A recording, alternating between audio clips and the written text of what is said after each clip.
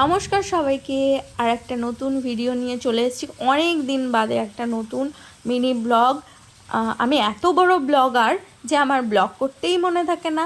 আর আমি অনেক কিছুই কাজকর্ম করি যেগুলো দেখাবো ভাবি, কিন্তু কাজের ঠেলায় এতই মত্ত থাকি যে ভিডিও করতেই মনে থাকে না।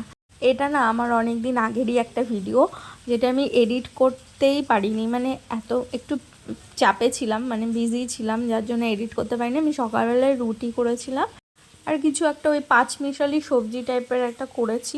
তো ওই রুটি আর সবজিটা সকালবেলায় আমরা খাওয়া দাওয়া করেছি। সকালের যে বাসনগুলো বেরিয়েছিল সেটা আমার শাশুড়ি মা মাজছিল, আর আমি এখানে চা বানিয়েছি। আমাদের বাড়িতে মিস্ত্রিরা কাজ করছে, মানে ঘরের কিছু কাজ হচ্ছে, তো তাদের জন্য আবার একটু চা বানিয়েছিলাম। তো এই চাগুলো ওদেরকে দেব, আর দিয়ে তারপর দুপুরে রান্নাবান্নার ঝামেলা আছে, সেগুলো করব। তো এখানে আমি অনেক কিছুই রেডি করে নিয়েছি। দেখো, লাল শাক করব আজকে। তো লাল শাক নিয়েছি, এখানে নিয়েছি কাতলা মাছের ঝোল করব আলু দিয়ে।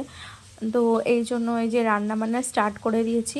আর ভিডিও অনেক দিন না করলে না করার ইচ্ছেটাও চলে যায়, এই জন্য হয়তো আমি এখন রেগুলার করতে পারছি না। এখানে লাল শাক বানিয়েছি দেখো, দিয়ে বাদাম দিয়ে, আর এখানে বাঁধাকপির বড়া করব।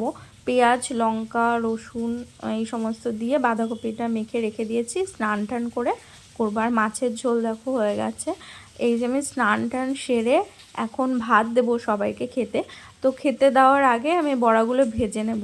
এই ভিডিওটার পরে আর কিছু মানে ভিডিও করা হয়নি, এইটুকুই ভিডিও হয়েছিল, তাই জন্য আমি এইটুকুই তোমাদের সঙ্গে শেয়ার করলাম। টাটা।